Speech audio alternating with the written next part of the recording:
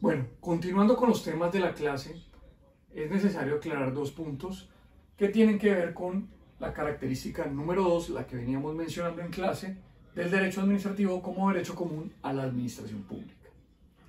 Y es lo siguiente, estamos diciendo que una parte siempre tiene que ser la administración. Si una de las partes no es administración y pues obviamente la otra tampoco, pues no estamos hablando de ninguna relación que pueda regular el derecho administrativo.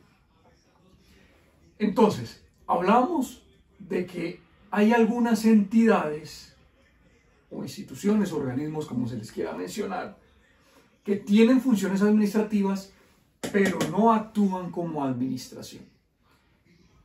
Y pusimos los ejemplos. Hablamos en primer lugar de las notarías.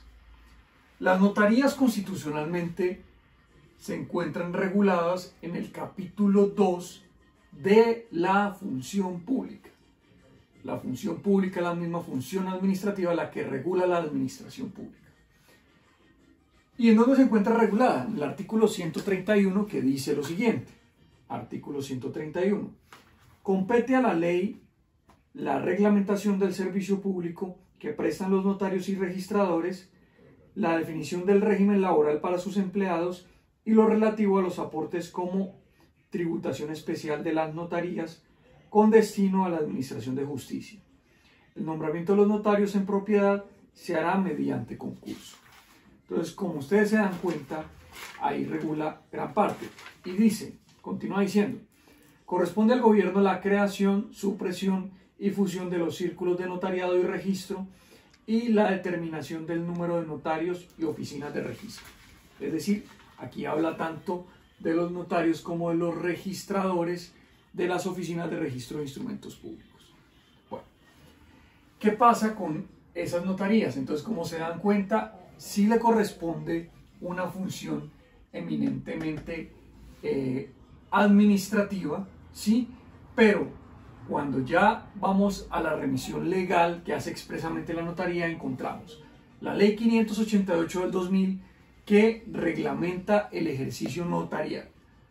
Luego encontramos el decreto 960 del 70, que es el estatuto notarial en Colombia. Y finalmente encontramos la Ley 734 de 2002, que se encarga de regular todo el tema de sancionatorio o disciplinario que corresponde a los servidores públicos. Y allí lo encontramos en el libro tercero, título segundo, artículo 58-63. Y el artículo 58 hace alusión expresa a que los notarios van a tener un régimen disciplinario igual al de los particulares. ¿Esto qué quiere decir? Los está equiparando como si actuaran como particulares. Y es el único, entre comillas, la única norma, entre comillas, que regula tanto a los servidores públicos, es decir, a los servidores de la administración pública, como a los notarios. Pero ahora, ¿qué podemos vislumbrar tanto de la Constitución como de esta normatividad? Es que el ingreso a ser notario, es decir, la forma en que se vinculan dos notarios es a través de carrera administrativa, como lo hacen los servidores públicos. Entonces, de una u otra forma, hay similitudes frente a los servidores públicos, pero lo que sí podemos entender es que ellos tienen un comportamiento como particulares de acuerdo a la calificación que les hace la propia ley, la Ley 734 de 2002, y tienen en cabeza suya funciones públicas, funciones administrativas, pero cuando hay algún tipo de controversia, ellos tienen su régimen especial. Ya lo vemos con las leyes que registramos acá en el tablero y por ende no actúan como administración, actúan es como particular. ¿Y qué pasa con el resto de los trabajadores de las notarías? Pues el resto de los trabajadores de las notarías están vinculados de forma privada, como lo había mencionado en clase, es decir, ellos quedan totalmente excluidos de la función pública que ejerce porque esa está en cabeza es del notario, no el resto de los trabajadores de la notaría. En segundo lugar tenemos la Cámara de Comercio.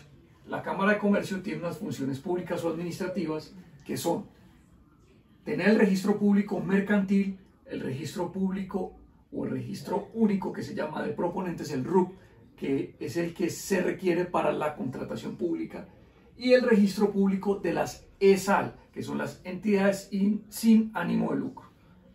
Asimismo, tiene como función pública la expedición del RUT, Registro Único Tributario, la expedición del NIT, Número de Identificación Tributaria, y el registro de veedurías. Todas estas funciones pertenecen a la administración pública, pero se le entregaron, tanto constitucionalmente como legalmente, se le entregaron a las cámaras de comercio.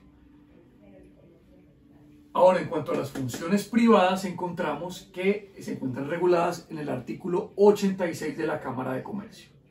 Entonces, como nos damos cuenta, tanto cámaras de comercio como notarías vienen a actuar en cierta forma como privados con algunas funciones administrativas, pero no actúan como administración.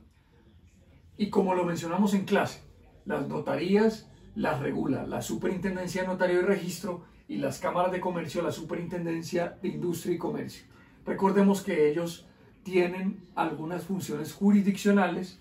Podemos entrar y verificar si es así o no en la página de las superintendencias, y con ello podremos darnos cuenta si allí se pueden dirimir algún tipo de conflictos. Pero recordemos que los regímenes que manejan cada uno de estas dos entidades es régimen diferente al régimen establecido para el derecho administrativo. Con esto dejamos claridad de que efectivamente en este tipo de casos no aplicaría el derecho administrativo, sino aplicaría un derecho, una normatividad especial específica para ellos.